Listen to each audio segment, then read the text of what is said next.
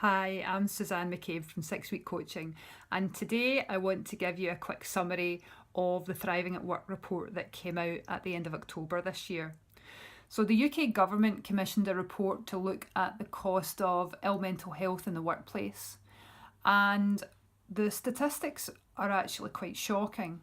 It's costing the UK as a whole between 74 and 99 billion pounds a year, and employers are bearing around 33 to 42 billion pounds worth of that cost. Half of that cost to the employer is caused due to presenteeism. So it's this idea that employees are still at work, but they're not as productive and they're maybe struggling to concentrate due to mental health conditions, and therefore that's ultimately costing the companies. Now, 15% of employees that are in your organisation right now will have an existing mental health condition. And what that means is they are 3 times more likely to have a period of long-term sickness. But what the report found was that mental health employees are also losing their jobs directly as a result of their mental health conditions. There's 300,000 people a year losing their jobs because they have a mental health condition. And there will be different reasons for that, but what the report showed is that people are very reluctant to discuss mental health in the workplace, and actually they felt that they would be held back for promotions if they told their employer that they had a mental health condition.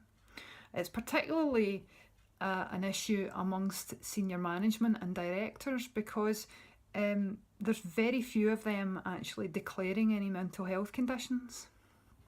And you can imagine that if it's not being talked about at a high level, then it's quite difficult for that open culture to exist where people feel able to talk about mental health.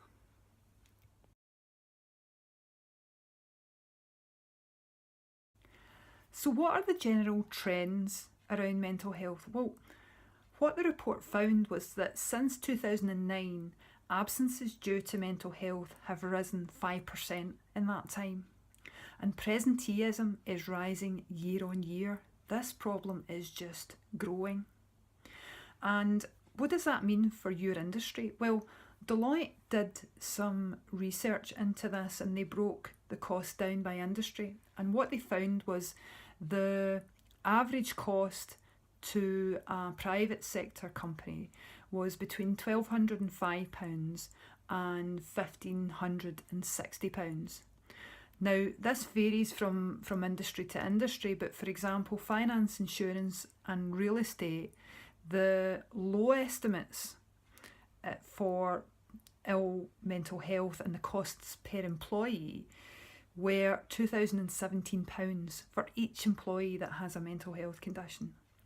In professional services, it's £1,478. In transport, it's around £1,300. And private services, you're looking at just under £1,200. That's £1,172 in the private services industry. There's also information and communications industry. It's a bit lower at £841, and in retail it's £777. But these are the minimum estimates.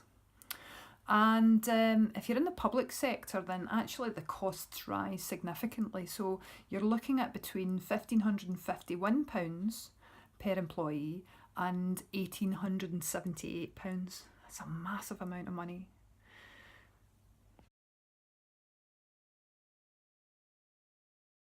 However, there is good news.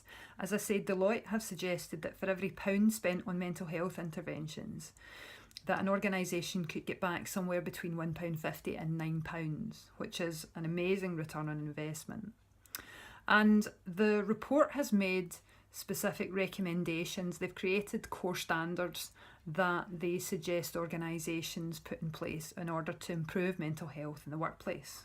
So, the first one is to produce, implement and communicate a mental health plan at work.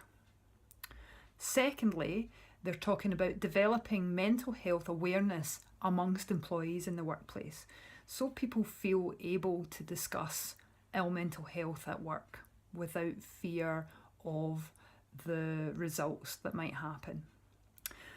Third of all, they're looking at encouraging open conversations about mental health and putting more support in place so that employees have somewhere to go when they feel like things are getting difficult for them.